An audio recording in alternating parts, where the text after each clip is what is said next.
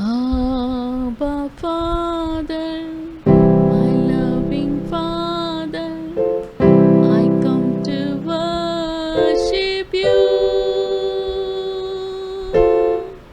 to say I love you, to lift my hands up to you. I come to worship you. Abba Father, my loving Father, I come to worship you,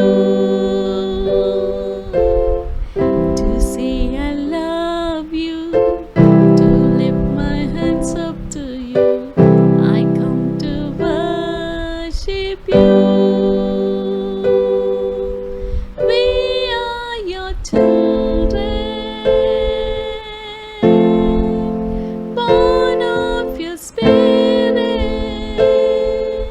called by your name, chosen by your hand.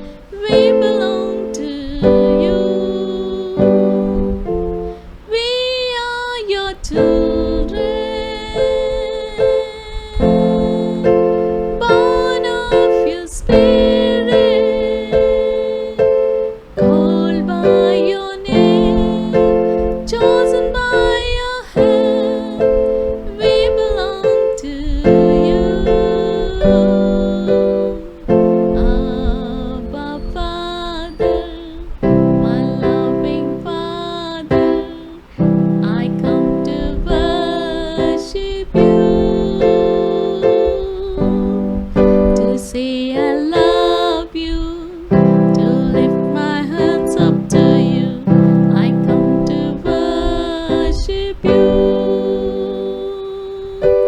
We are your children,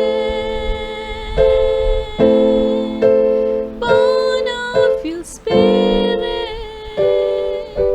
called by your name, chosen by your hand. We belong to you.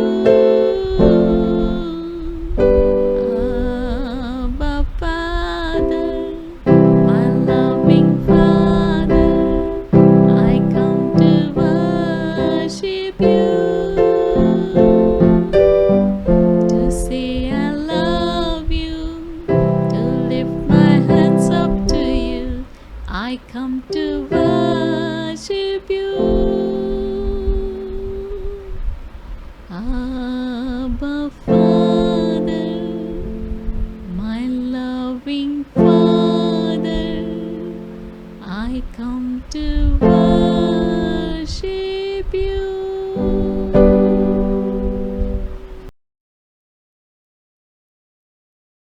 प्रभु को हम धन्यवाद देते हैं आज के इस दिन के लिए कि फिर से एक बार हम आज के 17 तारीख को जो रविवार है और हम इस आराधना के लिए मई महीने 17 तारीख को आराधना के लिए हम अपने परिवार में अपने घरों में आप इकट्ठा हो रहे हैं और उसी के साथ उसके बाद आप परमेश्वर के वचन को आप सुनिए। और हम इतने पिछले मार्च महीने से हम घर पर हैं, लॉकडाउन है और सारी बातों के लिए मैं प्रभु को धन्यवाद देता हूं कि हम इस लॉकडाउन के बीच में हम प्रभु के करीब जाने के लिए प्रभु ने हमें एक बहुत बड़ा रास्ता बनाया। और किसी के मन में आया नहीं होगा, किसी के सोच में कभी नहीं आया होगा ऐसे एक घटना हमारे जीवन में घटने वाली है। और किसी ने भी इसके विषय पर भविष्यवाणी तक भी नहीं दी। कोई भी इस बारे में नहीं जानता था कि ऐसे एक लॉकडाउन होगा और सारे कलीसिया बंद हो गई और सब लोग अपने घर पर बैठेंगे। और ये प्रभु का बनाया हुआ समय है, प्रभु ने ये ऐसे स्थिति को लेकर आया और हम पूरे हृदय से विश्वास करते हैं कि ये कलीसिया को प्रभु और भी पवित्र कर रहा है। पिछले बार का मैं जो संदेश दे रहा था उसमें कैसे परमेश्वर जो है अपने घर से न्याय को शुरू कर रहा है उसके विषय पर हम देखें। उसका न्याय करने का मतलब यह है कि वो हमें पवित्र कर रहा है, हमारे आत्मा प्राण शरीर को पवित्र कर रहा है। उस विषय पर आज हम पिछले बार के वचन को देखें, उसके पिछले रविवार के हम प्रभु भोजन के बारे में हम वचन को सुने। ब्रदर प्रभाकर वाइदांडे के ब्रदर के द्वारा, और हम प्रभु भोजन सभी ने लिया होगा, मैं आशा करता हूँ। उसी तरह मेरे प्रिय भाई बहनों, आज के रविवार के इस वचन का जो शीर्षक है वो है कि हमारा जो शरीर जो है वो अंधकार में ना जाए। इसके ऊपर आज हम प्रभु हमारे बीच में वचन देना चाहते हैं। मैं चाहता हूँ कि हर परिवार यीशु के लहू में, उनके चौखट यीशु के लहू में ढके रहे, पवित्र आत्मा में अब भरते हुए जाए। प्रभु का आगमन बहुत निकट है, हम बहुत करीब आ चुके हैं, और हमारे पास कितने साल बचा है हम बता नहीं सकते हैं, लेकिन इतना ज़रूर है कि हम बहुत नज़दीक आ चुके हैं। अभी हमारे पास कोई बहुत लंबा समय बचा हुआ नहीं है, इसलिए हमें सावधान रहना है, और हम अपने उद्धार के ऊपर हमें और भी कार्य करना है, काम करना है। हमें मिला हुआ सैल्वेशन के ऊपर हम और भी काम करना है, और अपनी तैयारी हम करना है, और उनकी भी तैयारी करना है। और सबसे मुख्य बात है कि जब हम अपने आप को तैयार करते हैं तो हमारे अंदर एक सामर्थ्य उतरता है कि हम सुसमाचार को लोगों को बताएं, और जो अंधेरे में, जो अंधकार में हैं, पाप में, अधर्म में, यीशु ही मार्ग, सत्य, जीवन है करके लोगों को बता सके। यीशु, इस आसमान के नीचे एक ही नाम दिया गया है जो है यीशु, जिसके नाम से ही उद्धार है, जो मुक्ति है, ये हम लोगों को बता सकें। ये प्रभु ने हमें दिया हुआ सबसे बड़ा अनुग्रह का समय है, और हम एक आखिरी दौड़ में हमें और सबको प्रभु ने इस कलीसिया में, हर एक भाई बहन, मैं अपना दौड़ रहा हूँ, आपको अपना दौड़ना है, सबको अपना दौड़ना है। कोई भी किसी के साथ में कंपटीशन नहीं करना है, कोई भी दासों को देखकर उनका कॉपी करने की आपको ज़रूरत नहीं। इस धरती पर आपको प्रभु ने यहाँ पर लेकर आए तो आपके लिए विशेष तरीके से डिवाइन स्वर्ग सेवकाई आपके लिए परमेश्वर ने रखा है। तो किसी का कॉपी करने की ज़रूरत नहीं, ये इतना सेवा कर रहा है, वो ऐसा है, वो ये है, वो है, ये सब आपको तुलना करके जीवन बिताने की ज़रूरत नहीं। जो कुछ आप हैं उससे प्रभु खुश है, और जो कुछ आपको प्रभु ने जितना दिया है उसका प्रभु आपसे हिसाब लेगा, उसका आपको हिसाब देना है। और आपको कोई भी बढ़ा चढ़ाकर उड़ी मारने की बिल्कुल ज़रूरत नहीं। ये सारे आपको आपके मन को दुखित करने में आप लेके जाओगे, वो इतना कर रहा है, ये इतना कर रहा है, वो ऐसा कर रहे हैं, वो ऐसे करके, ये सब बेतों में आप मत पड़िए। आपको प्रभु ने जिस बुलावट में आपको रखा है, जिस दौड़ आपको प्रभु ने दौड़ने को दिया है, उस दौड़ में आप सच्चाई से दौड़ते हुए जाइए। यही हमारा इस बुलावट है। तो आज हम जो वचन देखने वाले हैं वो वचन है लूका का सुसमाचार में, उसका 11 अध्याय, उसका हम 29 वचन से अगर हम पढ़ते हैं तो वहाँ पर हम कुछ बातों को हम सीखते हैं जो यीशु मसीह उस समय के जो लोगों से बात कर रहे थे, लेकिन उस समय के लोगों से बात कर रहे थे, लेकिन ये वचन जो है आज के समय के लोगों के लिए भी बहुत ही लागू होता है, क्योंकि प्रभु यीशु मसीह वहाँ पर एक चिन्ह वहाँ पर देते हैं, और योना का जो चिन्ह वहाँ पर प्रभु देते हैं, जो नीनिवे शहर में जाकर उसने पश्चाताप का सुसमाचार दिया, पश्चाताप के बारे में बताया, और वहाँ पर मन फिराव के बारे में बताया। तो जोना के जो जीवन को रखकर यहाँ पर प्रभु बात करता है। तो आज हम पढ़ेंगे उस वचनों को। जब बड़ी भीड़ इकट्ठी होती जा रही थी तो वह कहने लगा, इस युग के लोग बुरे हैं, ये चिन्ह ढूंढते हैं, पर योना के चिन्ह को छोड़ कोई और चिन्ह उन्हें नहीं दिया जाएगा। जैसा योना निनवे के लोगों के लिए चिन्ह ठहरा, वैसे ही मनुष्य का पुत्र भी इस युग के लोगों के लिए चिन्ह ठहरेगा। इस अध्याय में अगर हम देखेंगे, मत्ती का सुसमाचार में भी यह अध्याय लिखा हुआ है, वहाँ पर आप लिख लीजिए और वचन को वहाँ पर आप पढ़िए। 12 अध्याय उसका अगर हम पढ़ेंगे तो 40वां वचन से अगर हम देखते हैं तो वहाँ पर ये बातों को लिखा है। और जैसा योना जो था वो रात और दिन जो है वो मछली के पेट में रहा। और वो मछली के पेट में क्यों रहा? क्योंकि वो पश्चाताप किया। और और वहाँ पर यीशु मसीह के बारे में भी वहाँ पर लिखा गया है कि वो भी धरती के अंदर, धरती के भीतर, या वो अधोलोक गए हमारे लिए, वहाँ पर ऐसा लिखा गया है। अब गैलेशियंस में हम दूसरा अध्याय में हम पढ़ते हैं। तो मेरे प्रिय भाई बहनों, आज मेरा मेन बात यहाँ पर यह है, इस हम लूका का सुसमाचार 11 अध्याय में फिर से आ जाएंगे। तो वहाँ पर हमको अगर हम देखेंगे कि परमेश्वर यहाँ पर जोना को रखकर पश्चाताप के बारे में प्रभु यहाँ पर बताता है कि, और चाहता है कि इन अंतिम दिनों की कलीसियाएं क्या रहे, एक पश्चाताप में रहे, अपने जीवन को पश्चाताप के जीवन में रखे। आज पश्चाताप का जो वचन है बहुत ही ख़त्म हो चुका है, बहुत जगह पर उसके बारे में बताते ही नहीं है। मैं यूट्यूब में कई जगह पर मैं वचन सुनता हूँ, मैं भी, तो मैं देखता हूँ कि पश्चाताप के बारे में कोई ज़्यादा बोलता नहीं। लेकिन परमेश्वर चाहता है कि हम अंतिम समय तक हम इस धरती पर जब तक रहेंगे और यीशु मसीह का आगमन तक हमारे हृदय एक पश्चाताप के हृदय में रहे, पश्चाताप में रहे। ये परमेश्वर की सबसे बड़ी इच्छा है। इसलिए हम थोड़ा इसको आगे पढ़ेंगे। मतलब लूका का सुसमाचार उसका जहाँ से छोड़ा उसके आगे पढ़ते हुए जाएंगे। दक्षिण की रानी न्याय के दिन इस समय के मनुष्यों के साथ उठकर उन्हें दोषी ठहराएगी। हाँ, क्योंकि वह सुलेमान का ज्ञान सुनने को पृथ्वी की शोर से आई। हाँ, और देखो, यहाँ वह है जो सुलेमान से भी बड़ा है। हाँ, निनवे के लोग हाँ, न्याय के दिन इस समय के लोगों के साथ खड़े होकर हाँ, उन्हें दोषी ठहराएंगे। हाँ, क्योंकि उन्होंने योना का प्रचार सुनकर मन फिराया, और देखो वहाँ वह है जो योना से भी बड़ा है। हाँ। यहाँ पर देखते हैं, यहाँ पर योना से भी बड़ा, मतलब उस समय पर यीशु मसीह आने के पहले ही योहान जो था बैप्टिज्म देने वाला, वो सुसमाचार वहाँ पर वो मन फिराव का वचन वो दे रहा है, और मन फिराव का वचन वहाँ पर बता रहा है। और बाद में यीशु मसीह भी जब आए, वो भी मन फिराव के बारे में वचन बता रहे हैं वहाँ पर। लेकिन लोग वहाँ पर उस समय पर सुन नहीं रहे थे। लेकिन वहाँ पर वो उसकी, इसलिए ये वचन को यहाँ पर बताया गया कि योना के जो समय के जो लोग हैं उठ खड़े होंगे, न्याय के समय पर उठ खड़े होंगे, और आज के लोगों को वो न्याय करेंगे। आगे पढ़ेंगे।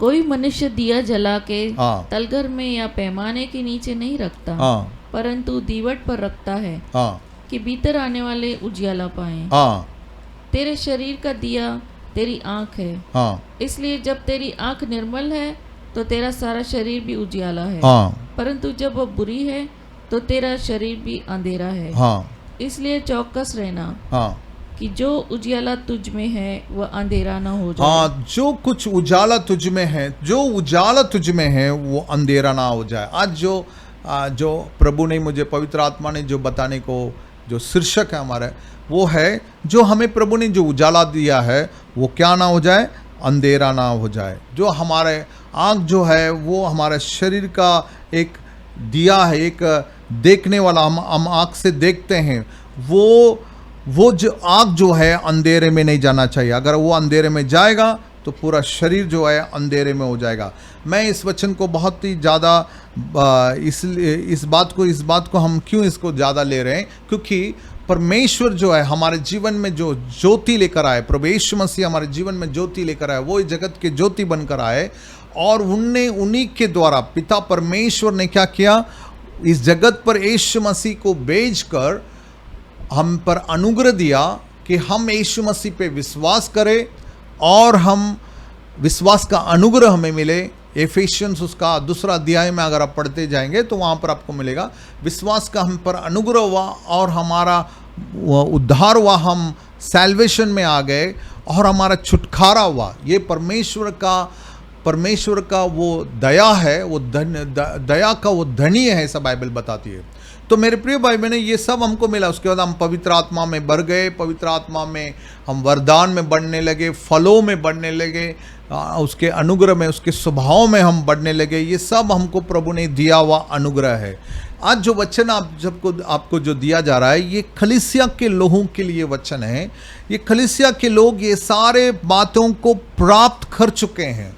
उनको ये ये प्रकाश में वो आ चुके हैं, वो अनुग्रह में वो आ चुके हैं।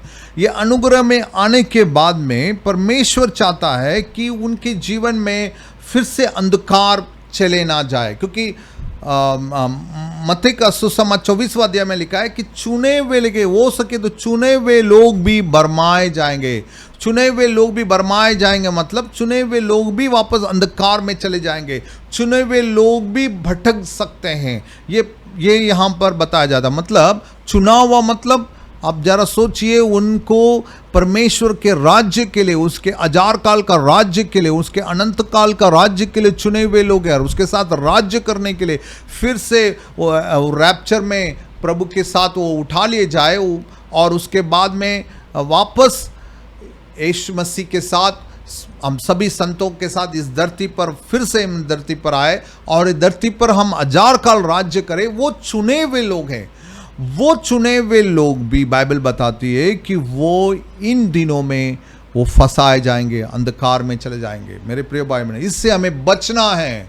हम कैसे बच सकते हैं, इसके लिए मैं थोड़े में आपको समझाना चाहता हूं कि हमें इस बात से बच सकते हैं। हमें बचना बहुत ज़रूरी है। उसके लिए मेरे प्रिय, पहली बात हमें सीखना बहुत ज़रूरी है, वो है कि हमें प्रभु ने क्या दिया, अपना एक बेटा हमें दे दिया। यीशु मसीह ने अपने पवित्र लहू को बहा दिया। वो पवित्र लहू को बहाने की वजह से यीशु मसीह ने अपने पवित्र लहू से हमें खरीद लिया है, हमें पूरे रीति से खरीद लिया है। तो ये गहरी बात हम अपने हृदय में विश्वास करना चाहिए कि हम संसार में कभी भटक नहीं सकते, क्योंकि यीशु मसीह ने अपना लहू देकर हमें खरीद लिया है। यीशु मसीह अपने हमारे लिए खोड़े खाए, हमारे लिए खिले लिए, हमारे लिए जितने भी दर्द सजा लिया, उन्हें वो मारे गए, वो गाड़े गए, वो उन्हें उन सारे बातों को हम अपने हृदय में हम विश्वास करते हैं और अपने मुंह से हम एक बात को कहते हैं, यीशु ही प्रभु है। हम जब ऐसा अंगीकार करते हैं तो हम, बाइबल बताती है कि मुंह से अंगीकार करने के द्वारा हमें उद्धार मिलता है और अपने हृदय पे विश्वास करने के द्वारा हम नीतिमान बन जाते हैं। ये हम आ गए हैं, हम उस उजाले में आ चुके हैं और इसे हम कभी छोड़ना नहीं, इसे हमेशा याद करते हुए रहना है। यीशु मसीह की क्रूस को याद करते रहना है, उसकी कुर्बानी को याद करते रहना है, तो हम उस प्रकाश में बने हुए रहेंगे। ये बहुत महत्वपूर्ण बात है मेरे। इन दिनों में अगर आप देखेंगे, मैं पिछले दिनों में मैं सुना था, मैं 2019 में मैंने बातों को सुना था कि बहुत सी कलीसिया में क्रूस के बारे में प्रचार नहीं करना चाहिए। कोई भी गेस्ट स्पीकर उस कलीसिया में जाते थे तो वहाँ पर मैं यूरोप के कलीसिया हैं और अमेरिका, वहाँ सब ऐसे कुछ विशेष जगह पर ऐसा है, वहाँ पर आप यीशु मसीह के क्रूस के बारे में नहीं बोलना है आपको। वहाँ पर इंस्ट्रक्शन दिया जाता है, वहाँ पर उनको रोका जाता है। लेकिन मेरे प्रिय भाई बहनों, आज मैं आप सबको कहना चाहता हूँ, यीशु मसीह के क्रूस ही है, यीशु मसीह का बलिदानी जो है, यीशु मसीह का जी उठना ही जो है, हमें उजाले में रखता है, हमें ताज़ा रखता है। हम इस संसार में, इस धरती पर हम प्रकाशमान होते हुए आगे बढ़ते हुए जा सकते हैं। और दूसरी बात मैं आज और बहुत इस बात को हम सीखने वाले हैं। हम पढ़ेंगे कोलोसियंस की किताब में उसका पहला अध्याय, वहाँ पर हम यीशु मसीह के शरीर के बारे में थोड़ा सी बात यहाँ पर लिखा हुआ है, उसको हम थोड़ा ध्यान से पढ़ेंगे।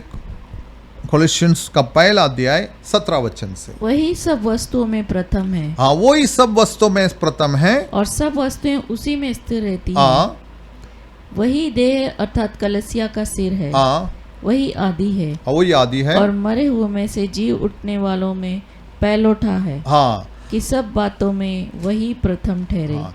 ये वचन में ऐसा हम देखते हैं 18 वचन में। तो 18 वचन में क्या ऐसा है कि उसकी कलीसिया, उसकी जो शरीर है, हम उसके अंग हम और उसका वो मस्तक है यीशु मसीह। जो कलीसिया हैं, हम सब क्या है, उसके मस्तक हैं। अभी इसको हम और अच्छे तरीके से समझने के लिए दूसरा अध्याय, कोलोसियंस उसका दूसरा अध्याय, उसका 5वां वचन को अगर हम पढ़ेंगे,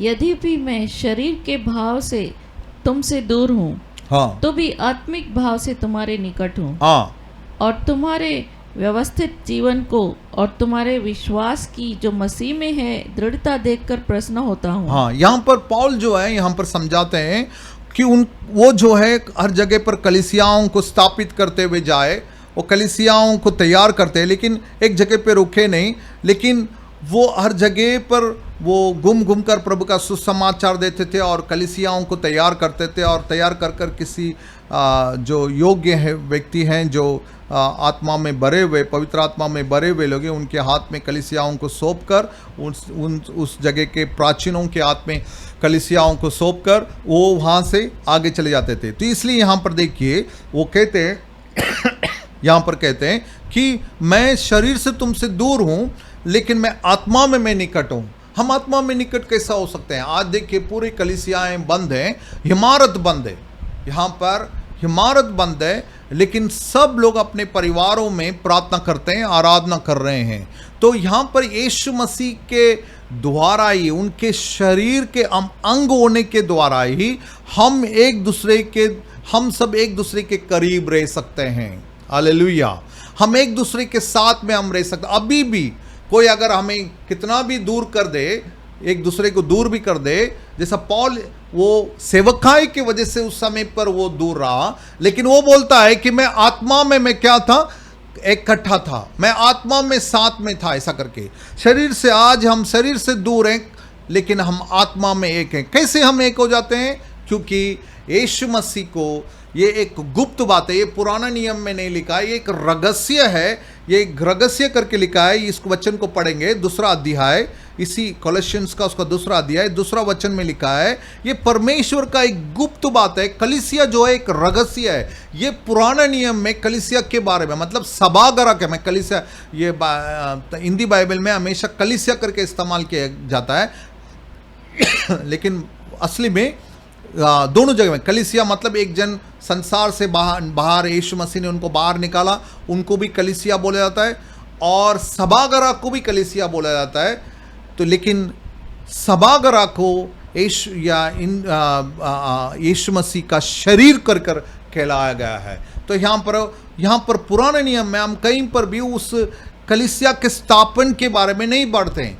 ये पौल जो है इस गुप्त बात को प्रकट करता है। पौल जो है इस बात को प्रकट करता है और बताता है कि कलीसिया जो है ये मुझे प्रकट हुई। एफिशियंस में भी अगर हम देखेंगे तो वहाँ पर बताता है कि ये मुझे प्रकट हुआ, ऐसा करके ये रहस्य मुझे प्रकट हुआ। तो कलीसिया जो है एक रहस्य है, और कलीसिया उठा लेने जाना भी एक रहस्य है। आज कलीसिया उठा ले जाना मतलब जो गुप्त आगमन है उसे बहुत लोग इनकार करते हैं, और उसी तरह आज इन कलीसिया को भी बहुत से लोग इनकार करते हैं। अब देखिए, नहीं कलीसिया इकट्ठा होने की ज़रूरत नहीं, पास्टर की ज़रूरत नहीं, हमें ये ज़रूरत नहीं, हम अपने घर पे बैठ के आराधना करें, हम सेवा कर सकते हैं, ऐसा नहीं। लेकिन एफिशिएंस में अगर आप पढ़ोगे, वहाँ पर कलीसिया को स्थापित किया गया, कलीसिया को बनाया गया, वो सारी बातें वहाँ पर वो बताता है पौल। तो हम पढ़ेंगे इसको दूसरा वचन में। यहाँ पर क्या लिखा है? दूसरा वचन कोलोसियंस उसका दूसरा अध्याय दूसरा वचन को पढ़िए। ताकि उनके मनों में शांति हो, हाँ। और वे प्रेम से आपस में गठे रहें, और वे पूरी समझ का सहारा धन प्राप्त करें, परमेश्वर के पिता के भेद को, परमेश्वर पिता की भेद को, अर्थात मसीह को पहचाने, जिसमें बुद्धि और ज्ञान के सारे भंडार छिपे हुए हैं। हाँ, यह मैं इसलिए कहता हूँ। हाँ, तो ये यीशु मसीह जो है उस गुप्त, वो यीशु मसीह के शरीर को यहाँ पर बताया गया है। तो इसलिए हम पहला वचन फिर से पढ़ेंगे, कोलोसियंस का पहला अध्याय का 18 वचन को अगर हम पढ़ते हैं तो वहां पर क्या बताया? वही देह है, अर्थात कलीसिया का सिर है। वही देह है, और वो कलीसिया का क्या है? सिर है। वो मसीह यीशु के बारे में बताया गया है। तो आज जो है हम सब अलग होने की वजह से हमें ये अंदाजा नहीं लगाना है कि सब खत्म हो गया है। नहीं मेरे प्रिय भाई बहनों, हम सब मसीह यीशु में हम एक हैं, पवित्र आत्मा के द्वारा हम सब आत्मा में अभी भी एक हैं। हालेलुया। और इस एकता को हमें बना कर रखना बहुत ज़रूरी है। हमारी इमारत में, एक इमारत के नीचे आकर इकट्ठा होना बंद हो गया होगा, लेकिन हम हर रोज हम आत्मा में इकट्ठा में हैं। इस इकट्ठा की इस सोच को अगर कोई भी इसको नकारता है तो मेरे प्रिय भाई बहनों, मैं आप सबको इस बताना चाहूँगा कि आप उसको नकारोगे, थोड़े दिनों में आपके आत्मिक जीवन बहुत ही कोमट होना शुरू हो जाएगा। आपके थोड़े दिनों में आपके आत्मिक जीवन एक ठंडा पड़ना शुरू हो जाएगा। आपको परमेश्वर ने एक सभागार दिया है, एक भाई बहन दिए, एक कलीसिया ब्रदरिन दिया है, एक भाई बहन हमें दिया है, तो हम उनके साथ में मिलते हैं, मिले थे, लेकिन आज हम मिल नहीं पा रहे हैं। लेकिन मेरे प्रिय भाई बहनों, हम एक दूसरे के लिए धन्यवाद देते हुए, एक दूसरे के लिए प्रार्थना करते हुए, एक दूसरे के लिए परमेश्वर को महिमा देते हुए कि प्रभु इस भाई को बचाए, परिवार को बचाए, उनको याद कर कर धन्यवाद देने के द्वारा आप उनके साथ मिले हुए रहते हैं। पौल जो है ये इफिसियन में कहता है, वो भले हर कलीसिया से मिल नहीं पाता, बहुत दिनों के बाद वो मिलता था, लेकिन वो कहता है मैं घुटना टेकता हूँ और तुम्हारे लिए प्रार्थना करता हूँ करके। उन कलीसियाओं में अगर कोई कमी होती थी, जब उसको पता चलता था, तो उन कलीसियाओं के लिए वो प्रार्थना करता है और उनको ज्ञान और प्रकाश की आत्मा मिले, उनके मन की आंखें ज्योतिमय हो जाए। ये एफिशिएंस हम 17वां अध्याय, पहला अध्याय का 17 वचन से अगर हम पढ़ते हैं तो वहां पर हमको मिलता है कि कलीसिया के लिए वो किस तरह से वो प्रार्थना करता रहा, और वो सिखाया उस समय की कलीसिया के लोगों के लिए भी कि कैसे आप लोग एक दूसरे के लिए कैसे धन्यवाद देना है, सदा धन्यवाद देना है, हर बातों के लिए धन्यवाद देना है, एक दूसरे के लिए धन्यवाद देना है, एक दूसरे को अपने से भी अच्छा समझना है। ये सारी बातें वो सिखाए। लेकिन मेरे प्रिय भाई बहनों, इन अंतिम दिनों में अगर कलीसिया जो हमारी जो इकट्ठा जो है बंद है, एक प्रभु के अनुग्रह से हम फिर से इसे इकट्ठा शुरू हो जाएगा, लेकिन आज इन दिनों में हमें ज़्यादा ध्यान देना ये बहुत ज़रूरी है कि हम एक दूसरे के लिए धन्यवाद देना है। इस धन्यवाद देने के द्वारा, एक दूसरे के लिए प्रार्थना करने के द्वारा हमें पवित्र आत्मा को पूछना है हमारे कलीसिया के लिए किसके लिए प्रार्थना किया जाए।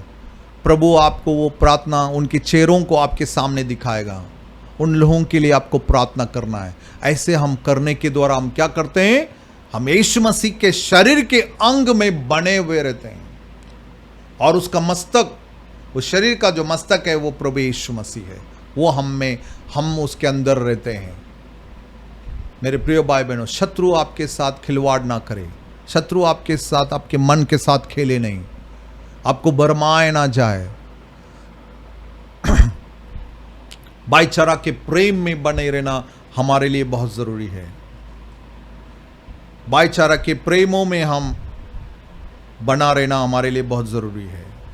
परमेश्वर चाहता है कि हम भले दूर हैं लेकिन एक दूसरे के हम ख्याल करें, एक दूसरे को हम उनके प्रॉब्लम्स को हम पूछें, एक दूसरे के बोझ को, बाइबल बताते हैं, एक दूसरे के बोझ को हम उठाकर प्रार्थना करें। अगर ये सब हम करते हैं तो हम प्रवेश मसीह के शरीर के अंगों में हम बने हुए रहते हैं। हालेलुया। परमेश्वर हमसे चाहता है कि हम ऐसा रहने के द्वारा क्या होता है, हम अंधकार में नहीं जाएंगे, हम प्रकाश में, क्योंकि यीशु मसीह हमारे मस्तक हैं, हम उसके शरीर के अंग हैं, तो हम कैसे अंधकार में जा सकते हैं। हमें एक बहुत बड़ी सुरक्षा में हम आ चुके हैं। क्या आप अपने शरीर को कोई भी एक उंगली तक को आप एक मार उसके लगे आप दे सकते हैं क्या? आप नहीं दे सकते। तो कैसे पिता परमेश्वर अपना पुत्र को दिया, देकर उसके शरीर के हम अंग बनने के लिए हमें दे दिया। वो हमें छोड़ना नहीं चाहता, किसी भी अंग को वो छोड़ना नहीं चाहता, वो सबको बना कर रखना चाहता है।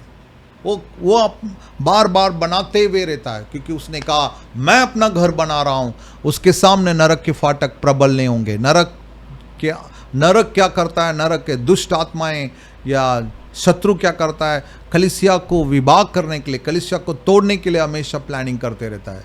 लेकिन पिता परमेश्वर ने अपने पुत्र को भेजकर उस सभा को तैयार किया, कलीसिया को तैयार किया, उसका शरीर कर कर उसको बनाया, उसका मस्तक यीशु मसीह कर कर ठहराया, और सबको क्या करता है, इकट्ठा वो रखना चाहता है। इसलिए कि इन अंतिम दिनों में हम कलीसिया जो हम सब मिलकर परमेश्वर के और भी महिमा का कार्य को हम इस धरती पर देख सके और कर सके। हालेलुया। एफिशियंस उसका हम पढ़ेंगे, एफिशियंस उसका 5वां अध्याय में, वहाँ पर क्या लिखा है कि 30वां वचन में, हम उसके अड्डियों के अड्डी, हम उसके मांस के मांस हैं, ऐसा कर कर। तो कितना बड़ा अनुग्रह में मिल गया। देखिए यहाँ पर हम पढ़ते हैं 30वां वचन में कि वह हम उसके अड्डियों की अड्डी हैं और उसके मांस के मांस हैं। 5वां अध्याय और उसका 30वां वचन में, और उसी के साथ हम पढ़कर देखेंगे 27 वचन, उसका 28 वचन में भी ऐसा लिखा है कि वो अपने पहले 30वां वचन पढ़ लेंगे। इसलिए कि हम उसकी देह के अंग हैं, इस कारण मनुष्य अपने माता पिता को छोड़कर अपनी पत्नी के संग मिला रहेगा और वे दोनों एक तन होंगे। यह भेद तो बड़ा है, पर मैं यहाँ मसीह और कलीसिया, नहीं, यहाँ पर हम 29 पढ़ेंगे। 29, क्योंकि किसी ने कभी अपने शरीर से बैर नहीं रखा, वरन उसका पालन पोषण किया है, जैसा मसीह भी कलीसिया के साथ करता है। हिंदी में थोड़ा आगे पीछे है, तो और नीचे पढ़िए थोड़े। इसलिए कि हम उसकी देह के अंग हैं।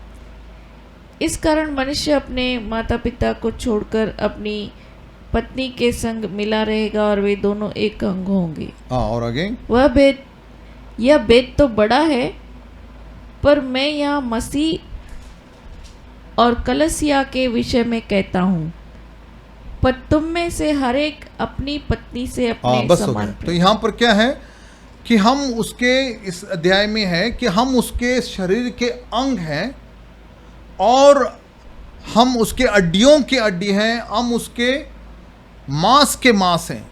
ये प्रभु ने हमें दिया हुआ सबसे बड़ा अनुग्रह हमको मिल चुका है।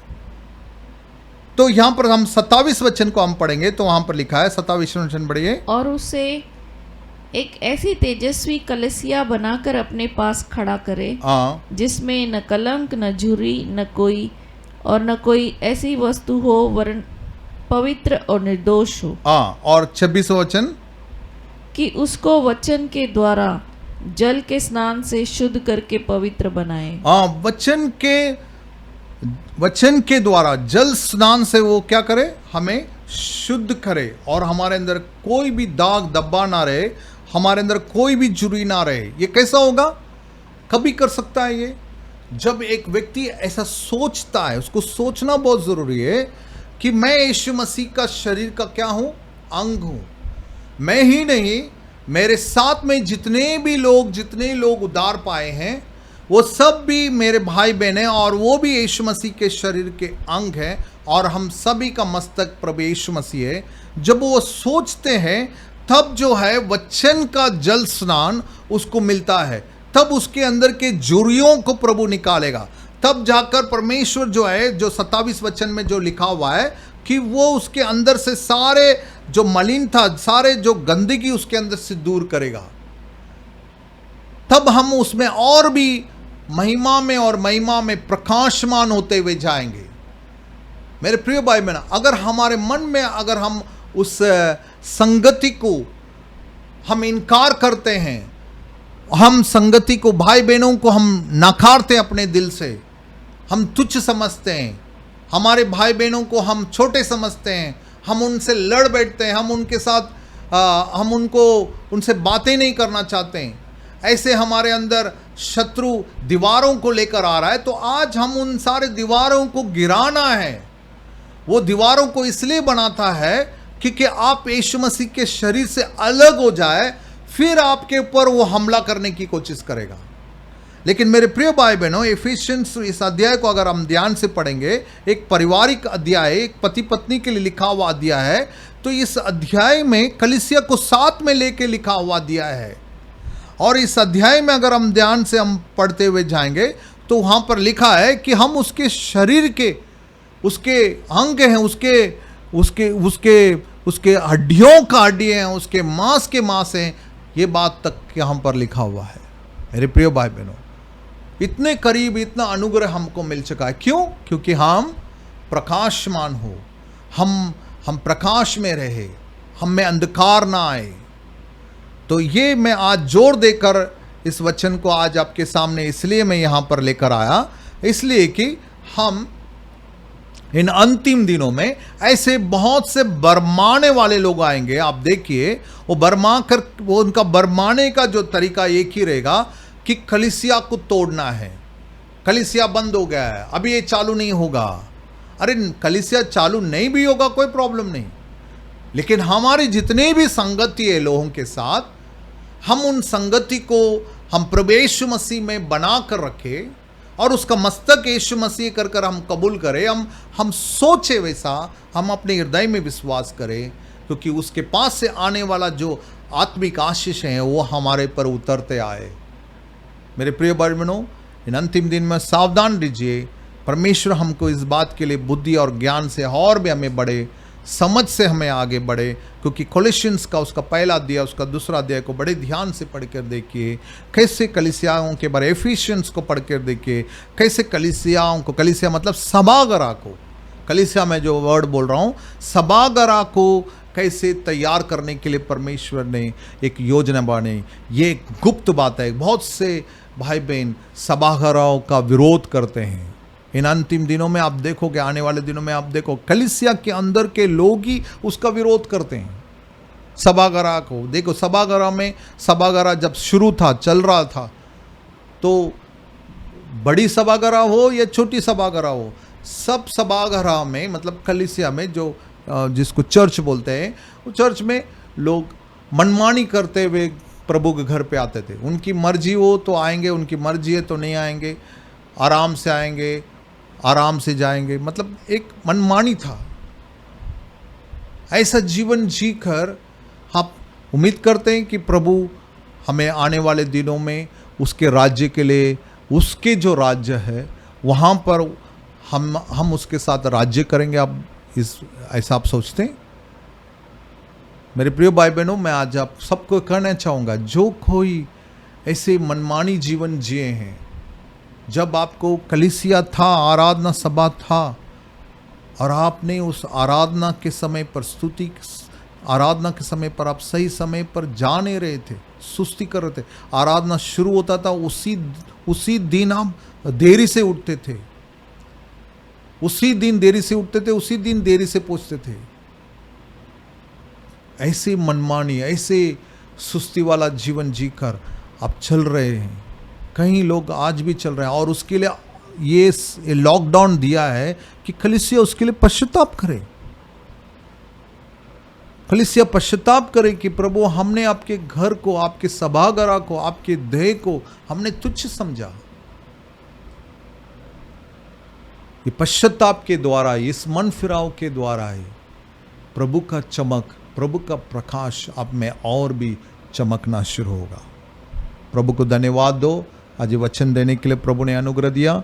मैं सबको कहना चाहूँगा, इसे बड़े सीरियसली इसके ऊपर अध्ययन कीजिए और प्रार्थना कीजिए, और अभी से ही पश्चाताप कीजिए, क्योंकि पश्चाताप से ही ये जितना अधिक हम प्रभु के सामने हम अपनी गलतियों को, अपने मनमानियों को रखकर पश्चाताप करेंगे, उतना ही आप आने वाले जनरेशन, आने वाले आपके बच्चे, संतान, वो सब आशीषित होंगे, छुटकारा पाएंगे, और आप भी आशीषित होंगे।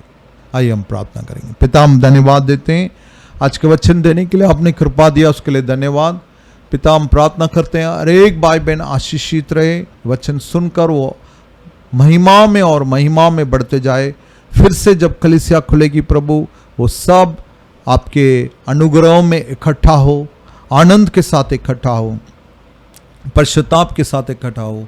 और प्रभु, आज के वचन के अनुसार हमें दिया हुआ ये यीशु मसीह का जो शरीर का अंग बनने का हमें जो अनुग्रह मिला है, जो सब भाई बहन हैं प्रभु, हम सब जो भाई बहन हैं, जो मिलकर हम रहते हैं प्रभु, हम सभी जन मिलकर आपकी महिमा करें, ऐसा अनुग्रह दे। एक दूसरे को ख्याल करे, एक दूसरे के लिए धन्यवाद दे, एक दूसरे के लिए प्रार्थना करे, ऐसा अनुग्रह हमको दे। यीशु के नाम से मांगते हैं, सुन ले पिता, आमीन। यीशु मसीह का अनुग्रह, पिता का प्रेम, पवित्र आत्मा की सेवाग्यता हम सभी के साथ हमेशा और हमेशा बना रहे। आमीन आमीन आमीन।